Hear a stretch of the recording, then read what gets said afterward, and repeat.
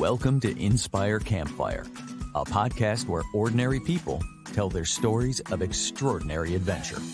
These are campfire stories meant to inspire the rest of us to light the fire within, get outside, follow our dreams, and return to tell our own stories. Ready? Let's strike the match.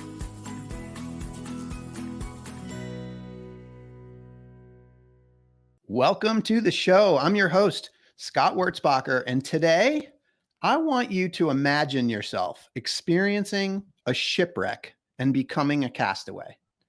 That's what happened to James Morrill in 1846 when he became stranded off the coast of Australia. Morrill was discovered by an Aboriginal clan who cared for him and with whom he lived for 17 years before finally returning to his European society. Today's guest went beyond imagination by taking a 2-month survival adventure in a dugout canoe along the Great Barrier Reef to see if he could actually experience what Morrill had been through. Outback Mike Atkinson from the east coast of Australia is with us today. He is an adventurer like no other, and this experience is only one of many for him.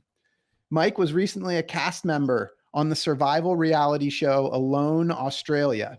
He's an adventure filmmaker, a former military pilot, and author of the new book, Modern Day Castaway, which is available now. This is a story about curiosity and testing one's limits, and I am so excited to share it. Mike, welcome to the Campfire. G'day. Thanks for having me. Oh my gosh, I am so excited. Like my whole world for the last week has been Outback Mike. I've watched the show. I have read the book. I've been all over your website, and it's just an honor to be here. My apologies. my family's been like, this has been my adventure. They're wondering where I've been because I've been like hiding out, like learning all about Outback Mike. So I was surviving on content that you've created. It's pretty cool. Awesome. So I wonder, there's so much that we could talk about today, Mike, and hopefully by the end of this episode, people will go online and find out more about you. But I think today I want to kind of focus on the book, Modern Day Castaway. It talks about your survival adventure along the Great Barrier Reef. So just to bring listeners up to speed, can you tell us about this adventure and what it was all about? Sure. Well, as your intro entailed there, it was about that guy, James Morrill. And as you're telling me, I was like, "Oh, that sounds awesome," because that just sounds like that kind of story sounds awesome to me. And so he lived with Aboriginal people for 17 years, and he didn't build a dugout canoe. And I wanted an excuse to do an adventure in a dugout canoe, and I was looking for historic survival situations to escape from, and his seemed like the most suitable. So rather than live with Aboriginal people, I wanted to see if I could escape to where people used to escape to, because Australia wasn't settled by Europeans back then. So he 17 years after he landed on the coast, a wave of white settlement passed through where he was, and that's why he reassimilated. But before that, shipwrecks survivors either died or they made it to this rescue haven on the tip of Cape York. So Cape York is the northernmost point of the Australian mainland, and it's 1,500 kilometres, pretty much 1,000 miles north of where he came ashore, this shipwreck survivor. And a rescue haven was set up in a cave on this island called Booby Island. And the shipwreck survivors used to try to get to this place. And there was ship's biscuits and rations and water in this cave. And ships would pass by this cave. It was also called the Post Office Cave because that's where ships would drop mail to each other back then when Australia was mostly undiscovered. And they would just check in at this cave to pick up mail as they went back to England or Asia or wherever they were going. So yeah, I wanted to build a canoe and see if I could get there. Yeah. Okay. So the journey itself essentially starts around where he was shipwrecked. Yes. Yeah. Well, his shipwreck was 900 kilometers offshore, but then they made a raft and they sailed ashore, and that's where. But he was the last remaining survivor in that location. Got it. So you're going to go 1,000 miles, 1,500 kilometers to Booby Island, along the Great Barrier Reef, and all kinds of things that we're going to talk about that you potentially get into along the way. And you also, your intention was to do this with the same kinds of supplies that James Morrill would have had. Yeah. So in his book, he says that he had certain stuff, and that's how I knew what I could make my my canoe out of. And he also talks about hunting kangaroos with Aboriginal people, and he had a possum skin rug. And so basically, whatever he said that he had or made with Aboriginal people, I got or made myself before the trip. Man, it's okay. So there's just so much to talk about here. But I want to talk about the canoe, and I want to just start by sharing with listeners that you created this amazing YouTube video of your creation of this dugout canoe, and it's in time lapse, and I think it's like 8 minutes long, but it covers the entire journey of your very lengthy span of time that it took to build this canoe. You've got to go check out this time lapse video. But Mike, could you give us a quick overview of what people are going to see in this video and what it took to build this canoe? Sure. Well, I used a 5 meter, 90 centimeter, so that's about 20-inch, 25-inch wide log that I found. It had actually been threatening a house in the town near where I live, and it was chopped down, and I found it in a paddock. And I basically used these old tools, an adze and an axe, to hollow out the center. I used power tools. Once I'd done a certain step, I'd speed things up with power tools just Yeah. so I could get the thing done more quickly. But then I got a sail from an actual tall ship and made a couple of sails out of that as well. And then, yeah, tested it down here where I live. I thought the build would take 4 months. It ended up taking 14 months. And it got to the point where it was sailing okay on the ocean, a couple of dramas on my test sail. And yeah, I basically headed off after pretty much almost a year and a half of preparation for the expedition. Yeah. So one of the things that I noticed, and again, I can't emphasize enough, you got to go check out this dugout canoe time lapse video by Outback Mike. But one of the things that I noticed was like the level of detail that it took as you were going through. I mean, you were just chipping away at little pieces at a time, and just like there was so much detail that went into what you were doing. I know, like for myself, like I just wouldn't have the patience for that sort of thing. Like, can you talk about like the patience and the detail that was required to build that thing? Initially, my plan was to just hollow it out, bung some outriggers on it, and get going and make a rough sail. But the conditions up there are really quite dangerous, and I've done a fair bit of stuff in northern waters, and I was just stressing the whole time about, is this thing going to be able to handle those kinds of seas which I've seen before? And the answer just kept coming back as no. So I eventually decided I had to put hatches on because I expected to have waves breaking over the canoe, which I did. So I put hatches on to make hatches. I had to drill holes, and then I had to make a drill out of a bow and a nail. And so everything, I didn't plan all those things in the beginning, but I just had to problem solve ways of being able to do fairly intricate woodwork with limited tools.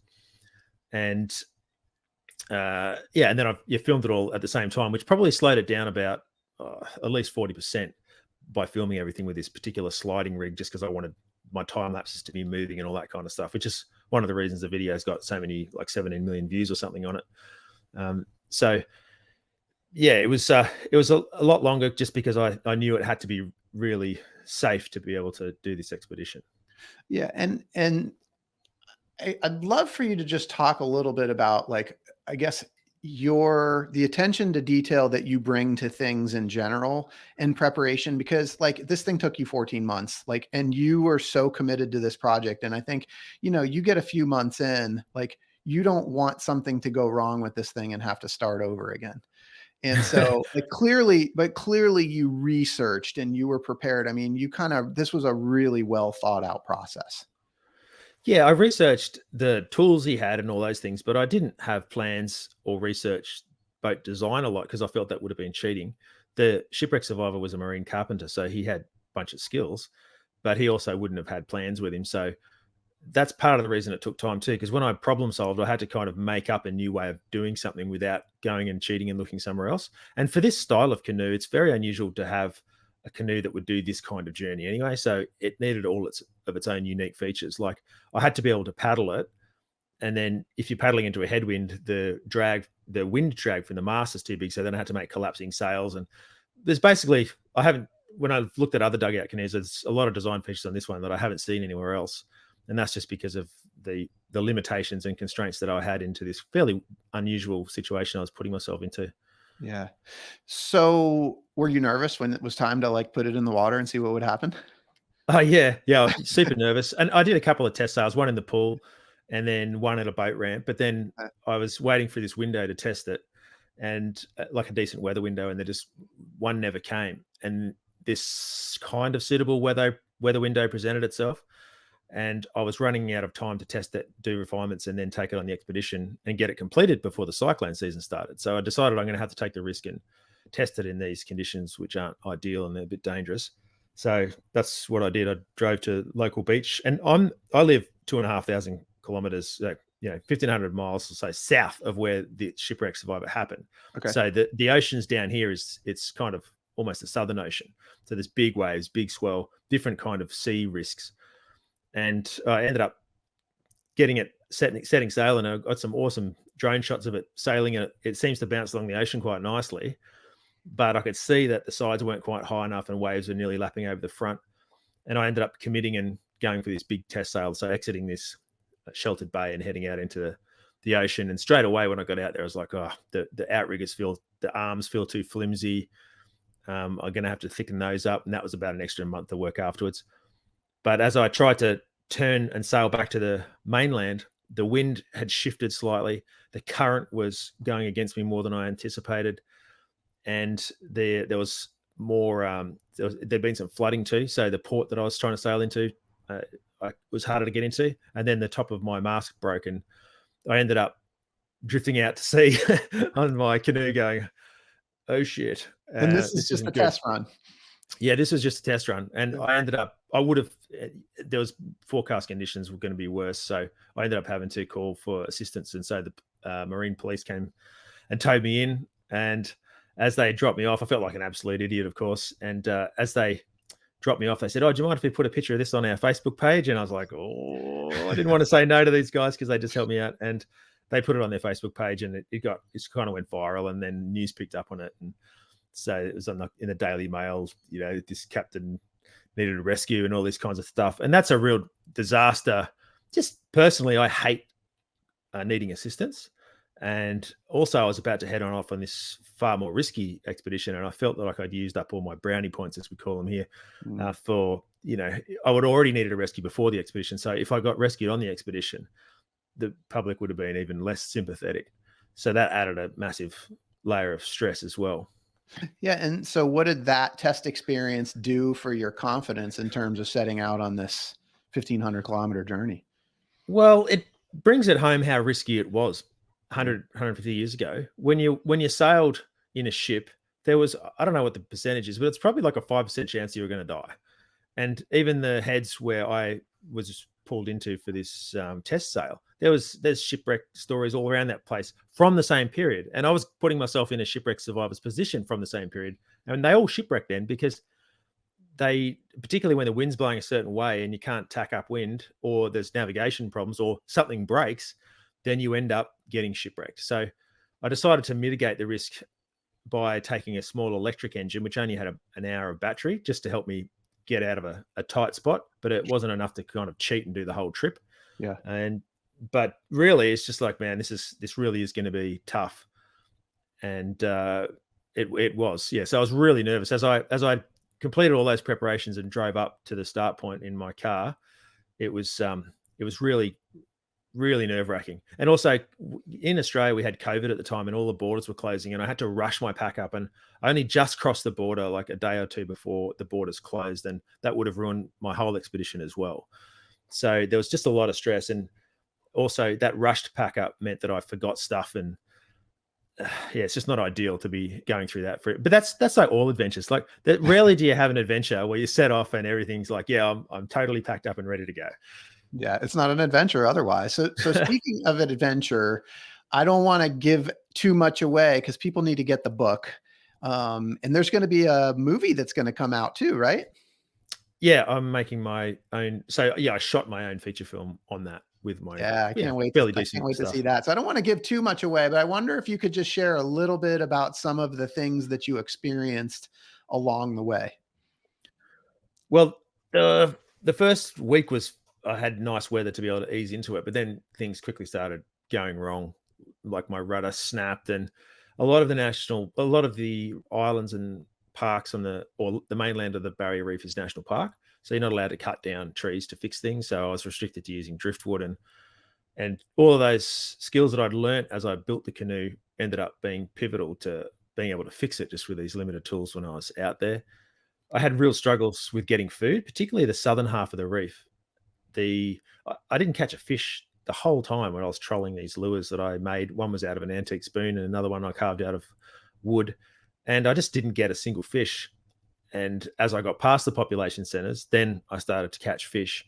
So it was really difficult food wise. And I knew that my condition was going down. I did prepare I dried kangaroo meat before I went. I dried coconut, made coconut flour, coconut oil.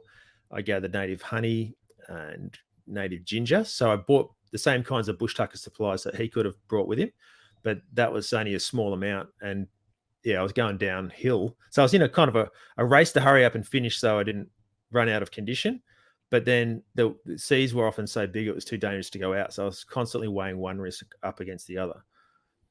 Yeah, and you're kind of back and forth from shore to the water, like as you kind of traverse all the way up. Yeah, so the biggest danger really is the seas getting capsized, and then when you're in the water, there's sharks and crocodiles, and particularly crocodiles in that northern section. There's a lot. The closer that you are to the mainland, the bigger, well, not the bigger, the more crocs there are.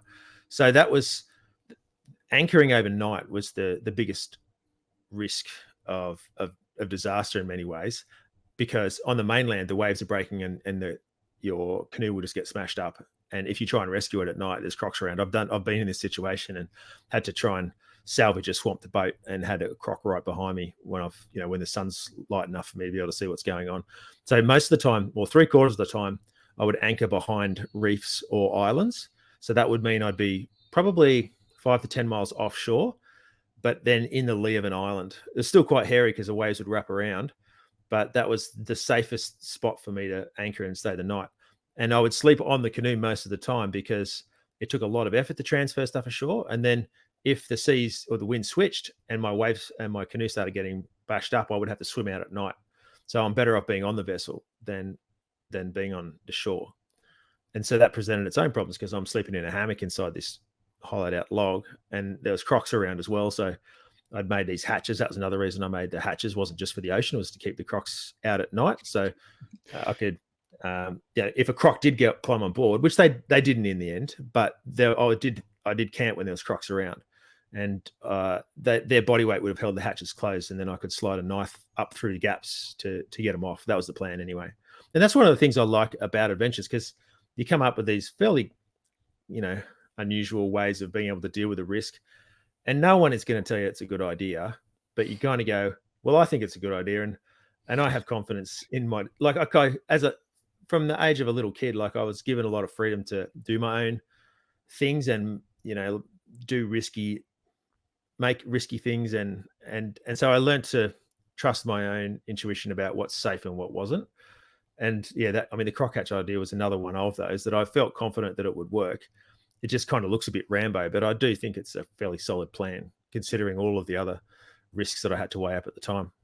Yeah. So, I started the intro and asked everybody to imagine themselves, right? And the thing about this is that you are somebody, like most people really truly can't imagine. This is like movie stuff, right? But you have developed this ability over time through experience and through learning. And I'm just curious if you could share with us a little bit about sort of that upbringing and how you developed this adventure spirit and how you were able to kind of level it up over time to the point that you're able to go do a survivalist expedition in the Great Barrier Reef. Sure. Well, I think some of the attraction to the adventure had something to do with where I grew up. It was in a city, Canberra, which is our capital city of Australia, but it had a view out over the mountains. And I think that looking at a horizon and wondering what was on the other side really had something to do with it. And I read a book recently by another adventure author, and he sounded like he lived on the same street in the same city as I did. And he Nice. said that affected him the same way. Nice. And I also had an access to an area where I could use bows and arrows, and we could hunt rabbits out the back of our house. Even though it was in a city, there was a lot of bushland. So yeah, that experimentation process was important, and having the freedom. We used to make exploding arrows and do a lot of things with gunpowder and stuff. And Mum just never balked at that, and most other parents did, and that was important. But also, we used to go fishing a lot. My dad used to take me fishing, and then my mate. Another factor in this is my mate just across the road. I just happened to have this other guy, and we were just into the same stuff. And now, as a later in life, I realized there's not many people that are into this quirky kind of stuff like we are. And so we would just do all these crazy things. So we started going on bigger adventures. We'd go overnight hiking just when I was 13, and we did my first expedition skiing about 220 kilometers from our highest peak in Australia back to our house in Canberra. And so that they were pivotal in letting me see what an adventure was like from start to finish. So that particular adventure was about 10 days. And I went through the full range of emotions, from wishing I'd never thought of the idea because it was so difficult in the beginning, to kind of getting to the point in the middle where this is okay, and at the end thinking, wow, that was the best thing I've done. And particularly when you reflect on it later. So that process got me hooked on the idea of doing an adventure. It's such a rewarding thing to do that I don't want to have a life where I don't do those adventures. When did the survival skills piece come in for you? I mean, Mike, you are clearly a master of survival in very harsh conditions. I'm just curious, like, when that started to develop for you. Well, I mean, I don't feel like I'm a master if at all, because I compare where I'm at to people, well, Aboriginal people, for example, and they really are the true masters in Australia. So all I do is try and learn as much as I can about the kinds of things that they used to know about.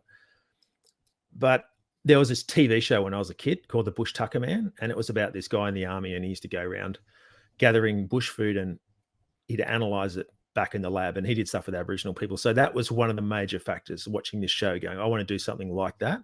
And that was on TV. So I thought, okay, having an adventure filmed is a way to be able to make a living out of this. And the other thing that I saw was Top Gun when I was same age. And I was like, I don't do that too. So I've sort of had these dual goals, one of being a fighter pilot and the other one of making adventure films. And so I decided to pursue the flying one first because it's a young man's game. And yeah, so I applied for the Air Force, didn't get in. It's a bit of a long story, but I tried many times to get in to the Air Force as a pilot, and I just didn't pass the tests. And then I managed to get into the Army as a helicopter pilot, which then allowed me a chance to get onto all these military courses, survival courses, and gain a lot of experience. And I was living in Northern Australia, and I was using that experience I got on survival courses and doing my own expeditions outside of work, like in small boats, or I did snow survival, skied solo across Iceland. So I was practicing all those skills outside of work as well. And then I ended up getting in and transferring to the Air Force and doing a bunch of different things in my flying career.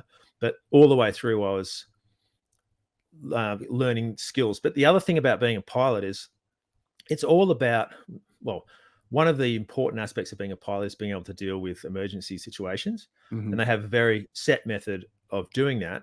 You have a checklist. You have what's called boldface, which is items that have to be committed to memory. Later on, further down the checklist, there's items where you can pull the checklist out and run through a bunch of procedures. But it's about having procedures to deal with an emergency. But then it's also about how to make sure you're focusing your mind well in a very, very difficult situation. And another very important factor is visualizing your entire mission before you do the mission. So it's called chair flying. So you sit in the chair, you pretend it's a cockpit. And, for emergency handling, for example, you would practice all of the words that you would say and the way your hand would move to a handle and turn the switch. And you would be able to tell whether you had done a good job of the emergency handling just by sitting in a chair at home in reference to your checklist. So I can apply that to the adventures that I do, in that I think through every single thing that can go wrong. And then I think what my response is going to be, and I visualize that whole response. And then I realize, at no stage during that response did I do this. And that's really critical. Okay, I need to redo my checklist and put that at the beginning. And then as a filmmaker, I realized I'd go through that sequence and realize at no stage did I turn a camera on during this emergency sequence. Okay, my first action needs to be make sure I've got the cameras placed well, and then hit record, and then do this action, and then that action. So when things have been going wrong, and on my feature film that I shot in the Kimberley, I had those things in place through visualization beforehand and was able to capture those things going wrong. And that's one of the reasons on the Great Barrier Reef that I managed to capture things going wrong due to that visualization. So the camera was already there and I'd already known that, oh, I've got the fish. Okay, turn the camera on. They kind of sound a little bit basic, but it just stops you. It just improves your performance and you're able to do a better job of surviving and capturing it on film. It makes total sense. I mean, all of your training and all of your experiences have all sort of come together, and you've like this particular adventure was just one example of basically like taking all of those skills and bringing them together. I think one thing that's really I find really interesting, I know for me, nowhere near the level that you're at, but I love to get out into nature. I love like camping and just being in nature. Like for me, it's so much of it is just like that connection with nature and just being out in the wild and just experiencing that. But one thing that I noticed, like this particular adventure was inspired by James Morrill, who was shipwrecked in the area. You did another adventure in the Kimberley, and I think you called it Surviving the Outback, but that was based on 2 downed aviators that had to survive in that area. And I also know that you have spoken a lot about the Aboriginal people. It just seems you have this deep connection to the people, the history, and sort of preserving that tradition. And I'm just curious if you could kind of talk about your sort of connection to that, to the people. Well, it's a curiosity, I think, is the main thing. And what I really wanted to experience, particularly in the duration and the hardship on this last one, was to really feel like if I was that shipwreck survivor, how would I be feeling?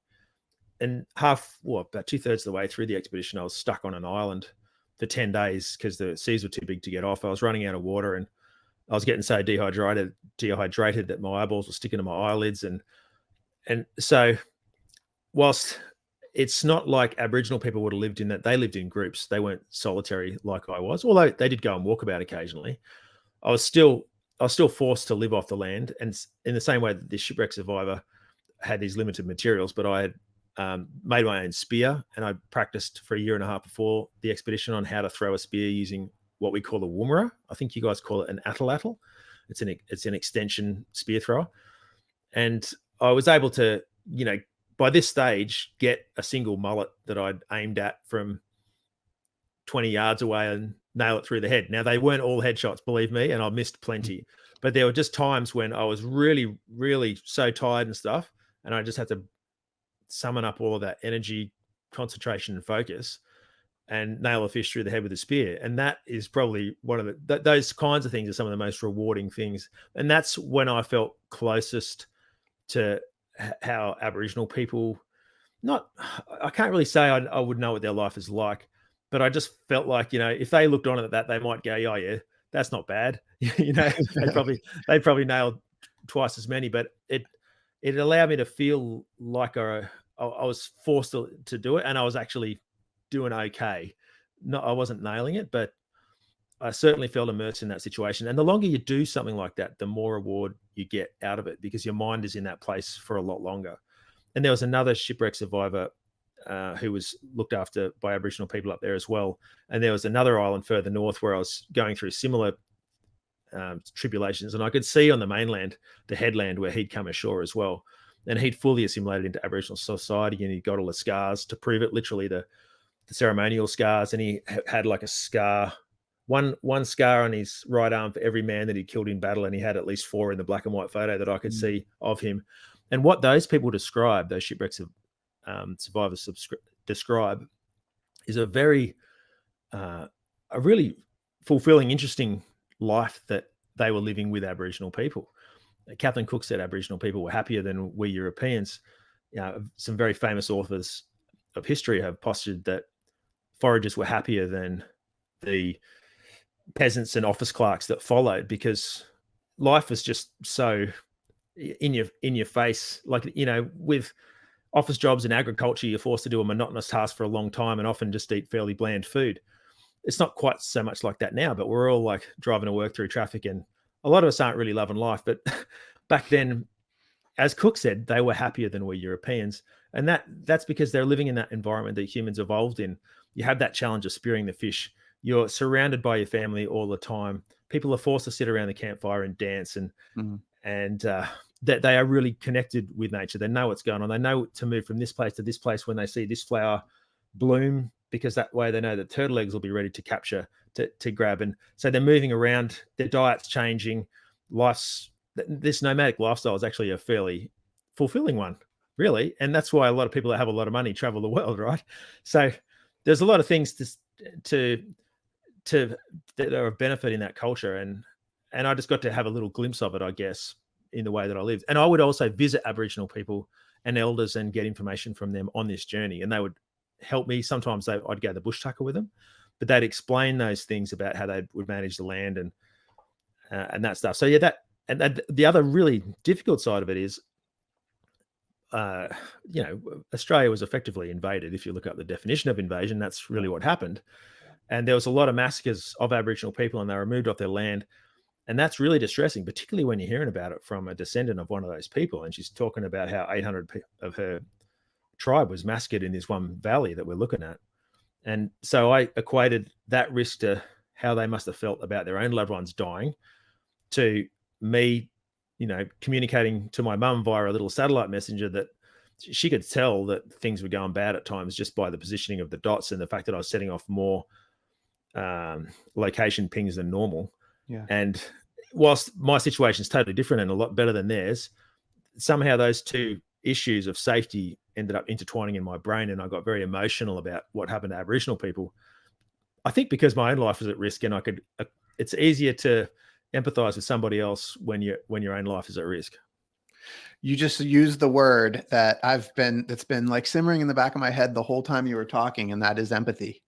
Because I'm listening to you talk about like really being kind of, I don't know if inspired is the right word, but like these aviators that were down, James Morrill, the Aboriginal people, like I'm getting this sense that, I think it is kind of nearly impossible to feel what those people felt without actually literally stepping into their shoes.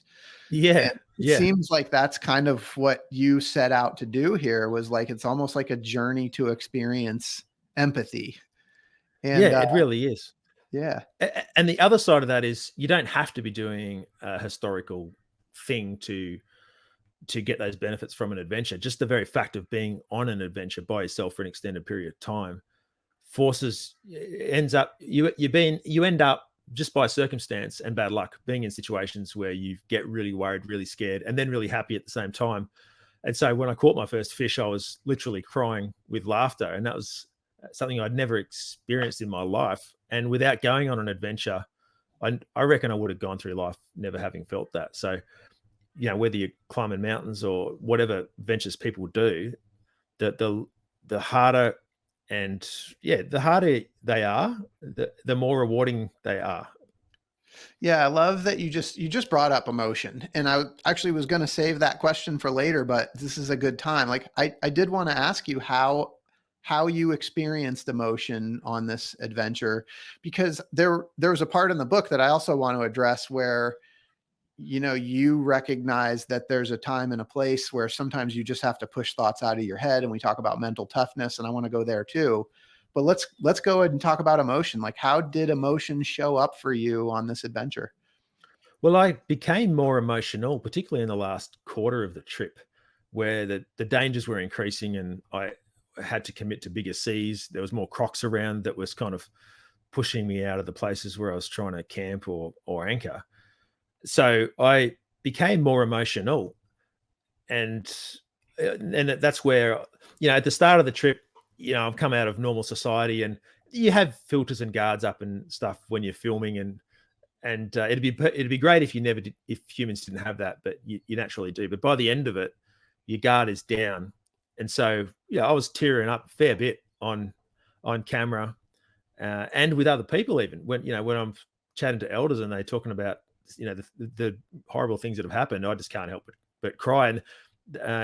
And I kind of feel when I'm with them, I don't feel like that they've experienced a far greater pain than I have, and they can just see that, oh yeah, he's experiencing a little bit of what we felt. Yeah. But yeah, I just became more emotional, and that lasted for about a year afterwards. So even when I went on Alone Australia, that TV show, I was still not, I wouldn't say recovering from it. They're not the right words, because it's a good thing to be going through that raw emotional state. That I was still coming to terms with it, Yeah. what it means. Am I hearing you say that this adventure actually helped you kind of like develop and more fully experience your emotions? Well, it just forced them to be on steroids. Those emotions were like, you know, 3 or 4 times higher than anything else I'd experienced. So yeah. So the nature of it just made the emotions stronger. But I think I've chatted to a mate of mine. He's a ex-police, and I was talking about, I was tearing up, like fairly regularly about stuff. And he said that that's what happens to police and ambos. And so there is, I don't know, I haven't had this diagnosed or anything, but perhaps that getting those emotions out is a bit of a mitigation to PTSD and those kinds of post-traumatic stress disorder syndromes that can happen to you when you've been through stressful stuff. I don't really know, because whilst I was in the military and I was on warlike service, I'd never experienced those things in the military. But other people in the military have been through a lot worse things than I've been through. So, I haven't had that personal experience of PTSD, but certainly I do get my emotions out. Even when I do public speaking, I was doing some book talks a couple of weeks ago, and when I get to that point in my presentation where I'm showing the shot of me crying when I catch a queenfish, or when I cry just because I'm finishing the trip and looking at myself in the mirror and being so grateful for that I'm safe, I kind of tear up in those situations too, because my brain is just transported back to those same feelings I had at the time. So it brings the same emotion out. Yeah. And it's kind of weird, like you get choked up on stage, but it's good. Like, so when you're talking to kids, for example, they're like, okay, yeah, this guy obviously, it really did affect him, because he's a grown man crying up there on the stage. Yeah. So, I mean, Mike, I wonder if you could take us there. Cause like, joy is an emotion, right? I mean, but when you catch that fish, right? I'm guessing that it's like kind of a joy, but also a relief, cause you're probably hungry and can you take us there? Yeah. Well, it's on my Instagram, and I catch a fish, and it's really hard to get aboard. It's a big fish, and the seas are big, and my sail's flapping everywhere. And I finally get it on board and get it down in between my legs, and it nearly flips over the side. It throws the hook and everything.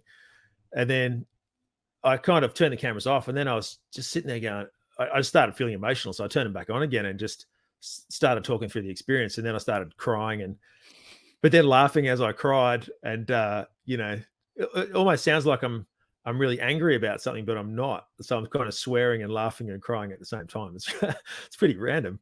What were you feeling like in that moment? It was funny. I was just so happy that I was crying. Like I said, I never would have experienced that emotion. Like that shouldn't happen. You shouldn't cry when you're happy. But it happens. Yeah. I love this.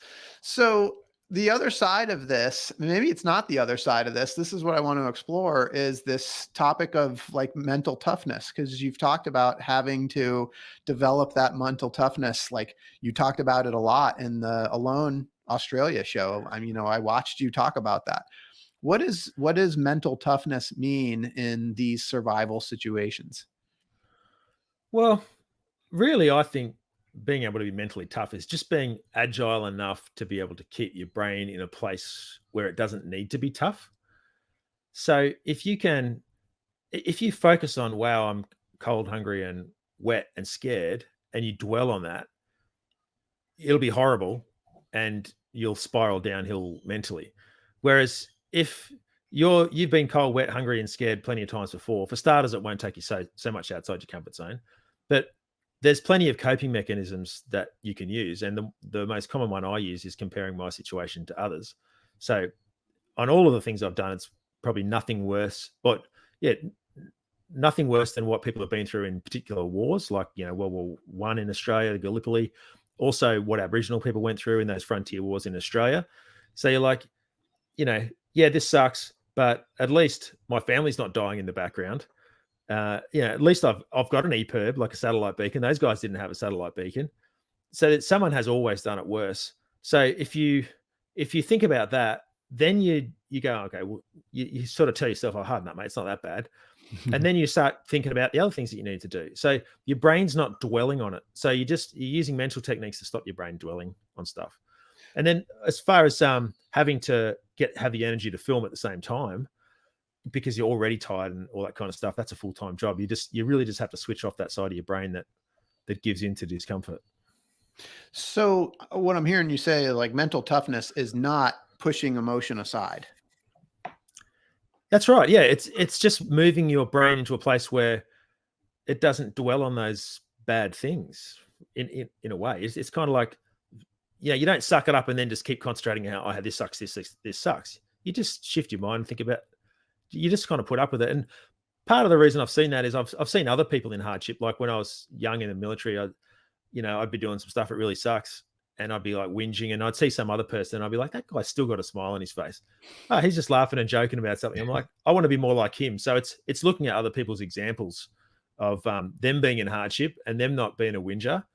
So yeah, some of it's modeling on other people's behavior. Yeah. And then kind of in line with this conversation, one of the parts that I just really struck me in the book was a short conversation about superstition and not having time for superstition. Yeah.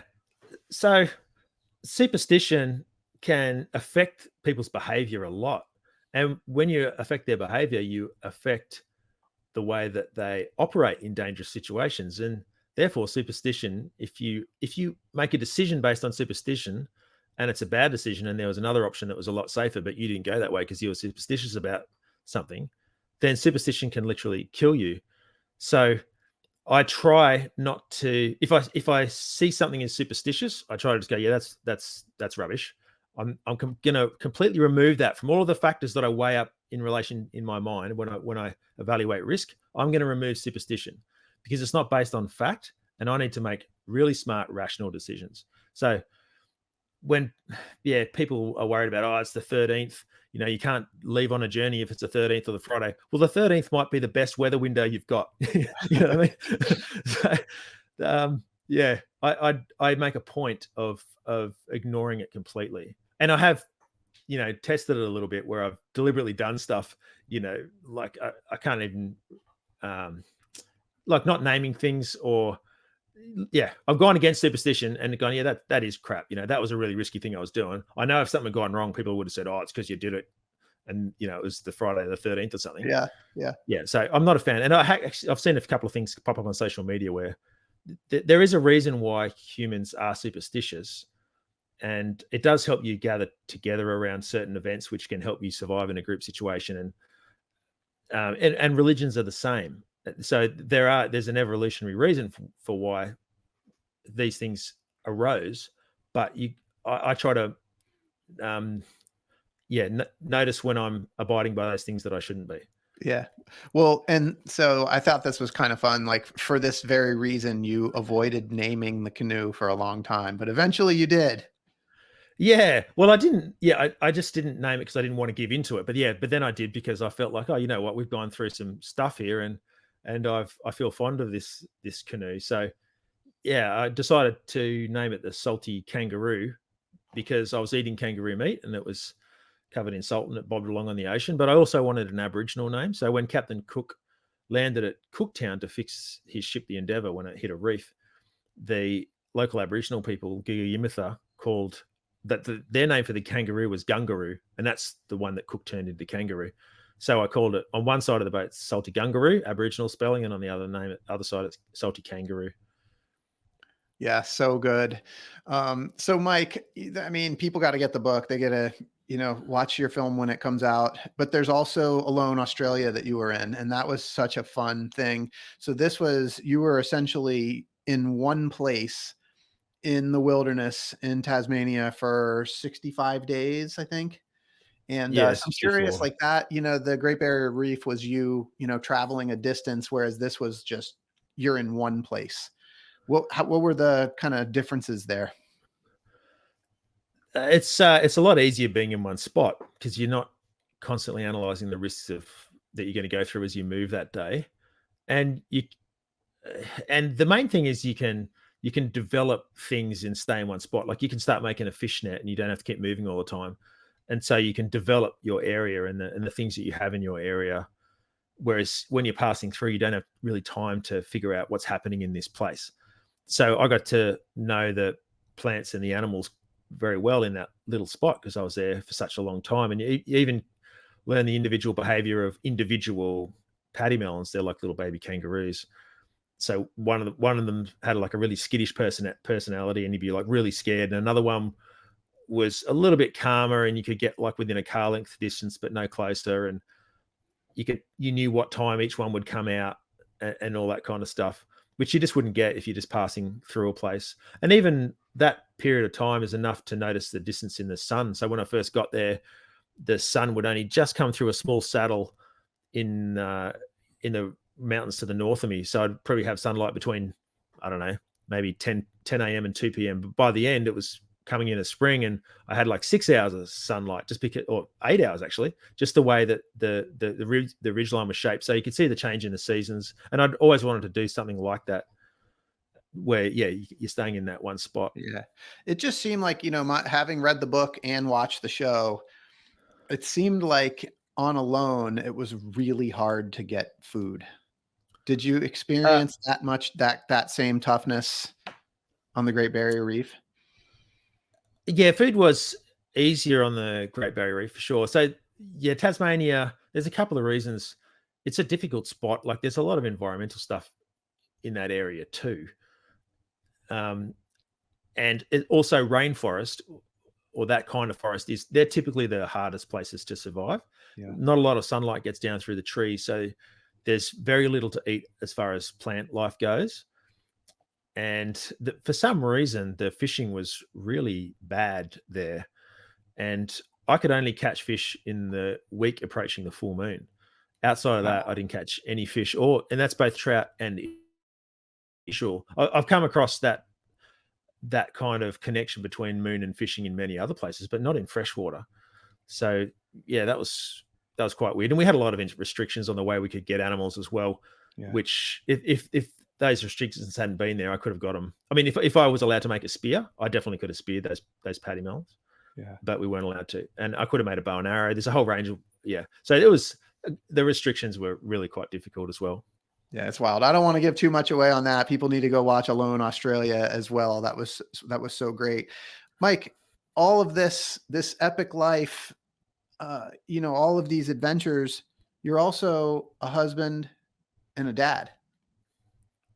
How does adventure fit into your family life? Well, my second date with my wife, I took her to the Kimberley where I shot that first film. And this is before I did that film. And we did 500 kilometers in my little boat. And when I hired a chopper and got dropped out in the case and walked back. So part of that's deliberate, because I realized with girls, like if I pretended to be like someone that likes going out in the town and going to fancy dinners and stuff, they'd quickly realize that that's not really what I do. So I would just take them out into the bush straight away.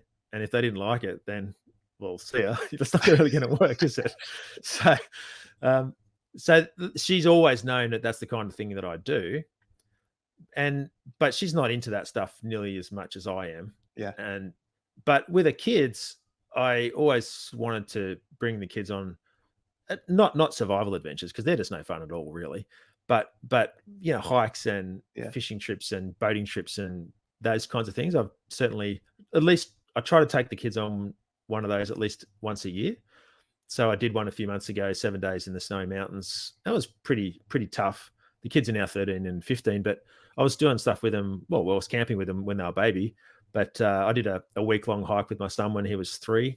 Once again, got flown into a remote place and tried to walk out, and just had him on my hip, or he was walking on the ground. Wow. But I don't do the whole, like, this sucks, harden up. I go the opposite. I want them to enjoy it. They still have to go through hardship when hardship arises, but I don't seek it out. And I try to make sure there's chocolate and stuff like that. And so chocolate always works. Some of the most valuable experiences I have are with the kids when we're on adventures, and that trip with my son when he was 3, like he won't remember much about that trip, but we really, we shared a tent together. Got hit by a horrible rainstorm. We had to spend 48 hours in a tiny tent, and we just played and laughed and drew I brought a texture and we colored in the inside of the tent. Like those kinds of memories. If I hadn't done that, like that would just be a huge thing to have missed as a dad or whatever, parent, whatever. And so yeah, that same thing where like adventure is, your life's better with adventure by yourself.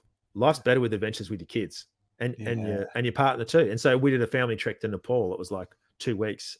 And whilst it's not my wife's favorite thing, she still really enjoyed that trip. And it was pretty hard at times. Yeah, I totally agree. I mean, adventuring with family that's it for me. I love it. I'm curious though. So Great Barrier Reef was 2 months, alone was 65 days. What's the dynamic like when you go away on these trips for the family? I mean, I was in the military, mind you. When I got married, I moved to jobs where I wasn't away very much. Yeah. So, but we have had, like, when I worked in Saudi Arabia for 5 years, and I had to go away for 6 months to do the training by myself. So that is a normal thing that, you know, I'll be away for a month or 2, or maybe 3 a year. And that happens probably every year. So that's, the kids don't kind of notice it that much. And I can kind of fairly easily slip in and out. It's obviously hard work for my wife because she's working full time and looking after the house and all those kinds of things. So, you know, I very much appreciate that she's happy for me to go and do these things. There's a lot of jobs where people are doing that all the time.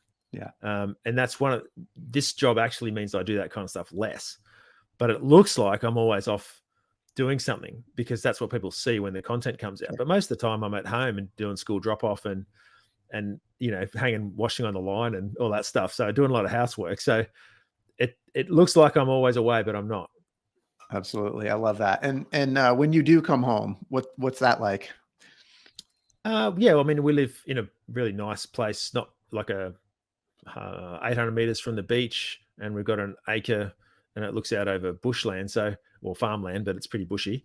So yeah, we're very lucky to live. In fact, the reason I chose this place to buy a house was I flew a chopper down the entire east coast of Australia, and this was one of the most beautiful places I saw as I flew the coast, and it's near an Air Force base. So when I got posted to this Air Force base, I'm like, yep, I'm going to buy a house there, because even when I'm out, which I am now, it's a beautiful place to have a house. One bad thing though is that there's jet noise.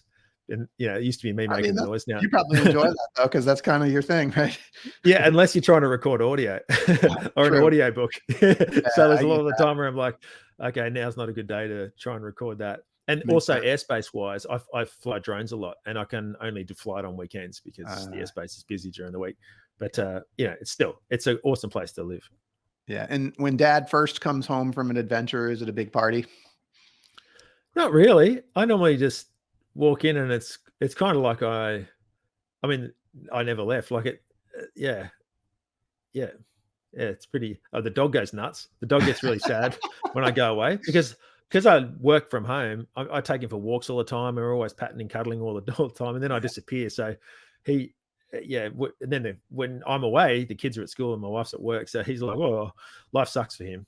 So he's the happiest when I get home. Makes total sense. So Mike, you know, the survival skills thing, it's so impressive. And I'm just curious, like, for people listening, that, I mean, most people can't even imagine the kind of adventure that you went on. But if I wanted to convey like 1 or 2 survival skills, like if I was in that sort of environment out in the middle of the wilderness, completely by myself, like what would be the first 1 or 2 survival skills that you'd recommend that somebody learn? I'll just, before answering that one, I'll just say, when you talk about survival, people naturally think, oh, hardship and horrible.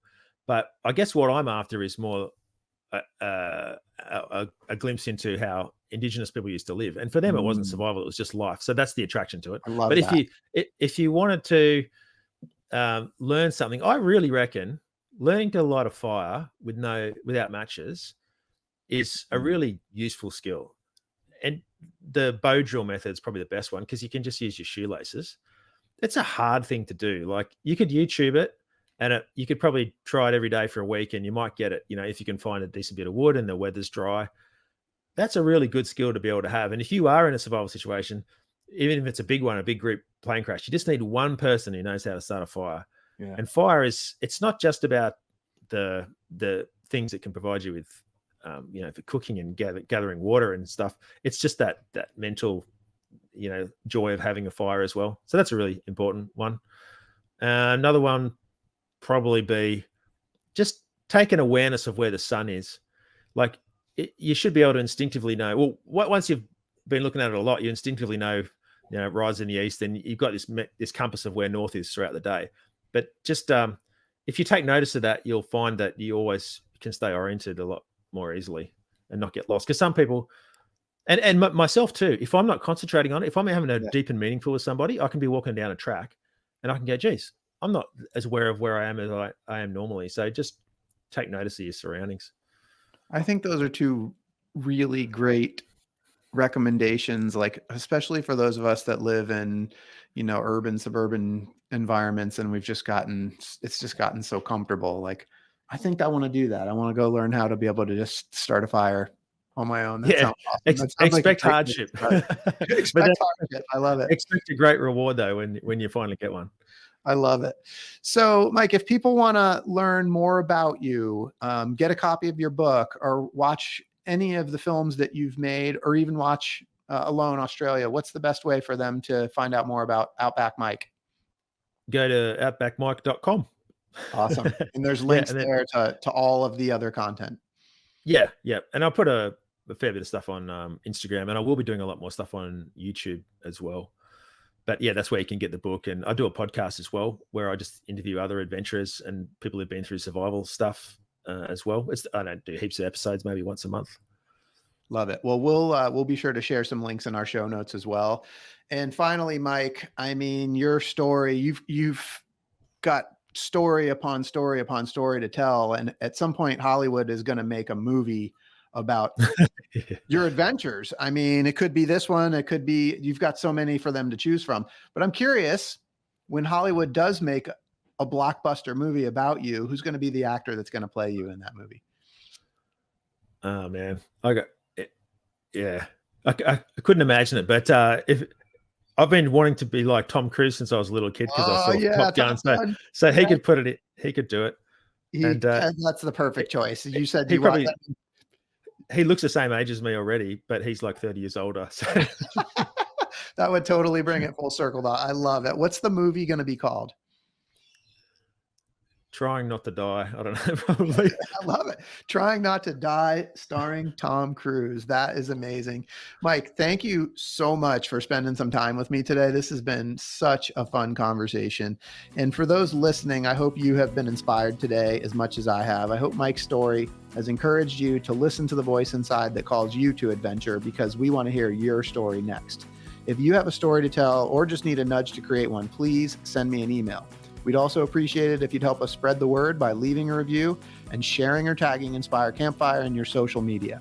And until next time, I want to encourage you to get outside. Thanks for listening. Mike, thank you so much for being here.